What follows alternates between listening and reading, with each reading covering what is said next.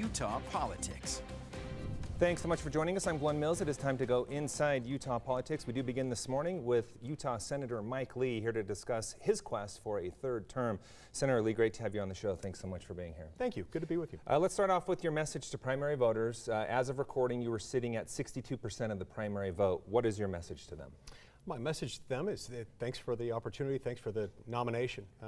Utah Republicans made a choice, and they made a choice against the inflation due to the runaway spending from the Biden administration.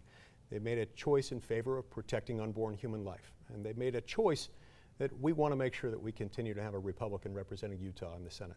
38% of the vote went to your two opponents in the primary. They're going to be very important for you in the November election. So how do you reach out to them and make sure you get their vote in November? Yeah, I'd love to have their support, and indicated as much to both of them. And I appreciate both of them.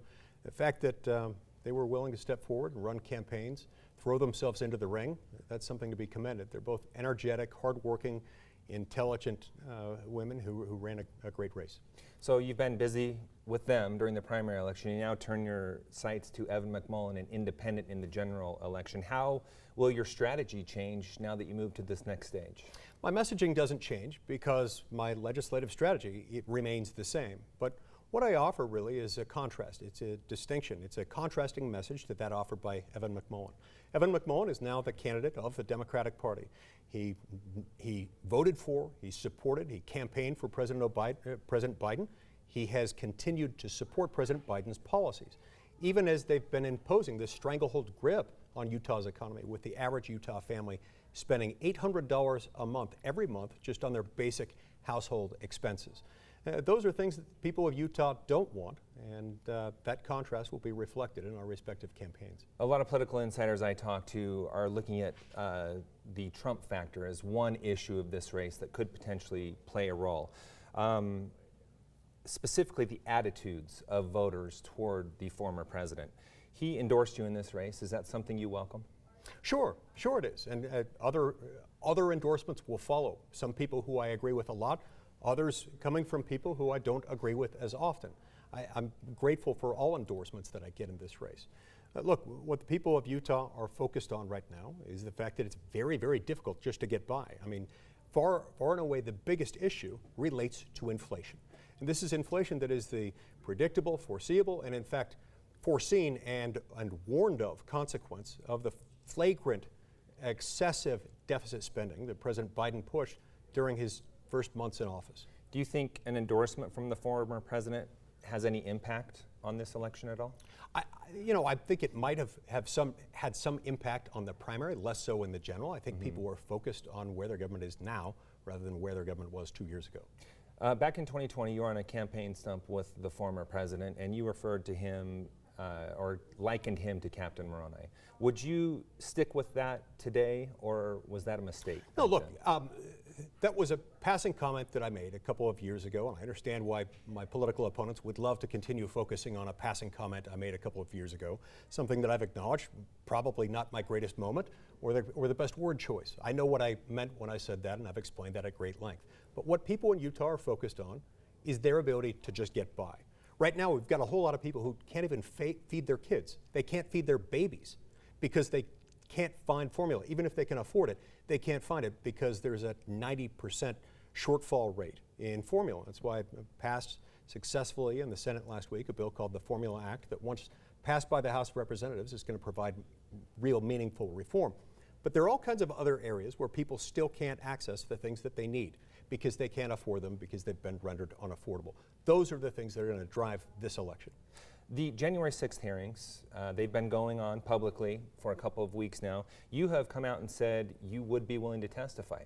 What would your message be to them when they pushed you about the logic behind you looking into the alternate elector theory? What would you tell them? Well, first of all, let's remember how all of this culminated. All of this culminated in me voting to ratify the results of the 2020 presidential election. So I knew approaching January 6th, I knew what a disaster Joe Biden would be, and I knew that Joe Biden was about to become our next president. And so if there had been a shift in this, had the election turned out differently, that would have been better. So moving up to that moment, of course, I dotted the I's and I crossed the T's. When I heard rumors that there were some states that were going to be replacing their electoral votes, I wanted to find out if those rumors were true. I followed up on them, not trying to persuade anyone, simply trying to figure out whether there was any truth to the rumors. The rumors were false. On that basis, I voted to certify the election. If the rumors were true and some states were looking into that, do you believe that would have been constitutional, and what could have happened in the event that that did take place? Okay, so if a state withdraws its slate of electoral votes, and if it does so based on a conclusion that that is the accurate result of the actual election that they had, yeah, that has significant constitutional implications to it, and it might well have resulted in a change. But that's a very unusual thing to have happen, and that's why I investigated quickly as soon as I heard what those rumors were, because I wanted to rule that out if that weren't the case. Did you think about the potential chaos of Well, of course. what would take place Look, in that event? Anytime you have a state, after the electors have convened and cast their votes, that's an extraordinary, exceptional thing. So of course I thought that through. It's one of the reasons why I was making these calls. I thought, this is going to be chaos. We need to understand what's happening, if anything. So as much as anything, it was my job to rule that out. And eventually I was able to rule it out. Did it bother you at all? It did some people, I know, so I'd like your thoughts on this. Did it bother you at all that as early as August before the election, the president started laying the foundation for this potential narrative in the event that he did lose? Did that trouble you? Yeah, I didn't like that. I didn't like it for a couple of reasons. Number one, it's always better, if you're worried about the election procedures, it's 1,000 times better to deal with those up front through litigation prior to the election. Very difficult to unscramble the egg after the election has occurred. And number two, I think that emphasized something that wasn't helpful to the president, to emphasize weakness going into a presidential election. That's not a great thing. Let's move to Roe v. Wade. You've been very supportive of the decision handed down by the Supreme Court. I'd like your thoughts on this, though. What we have essentially is this patchwork of law now throughout the country, where it's illegal right now after 18 weeks in the state of Utah. That other trigger law is working its way through the courts. But right across the border in Colorado or Nevada, it's still legal. Women still have access.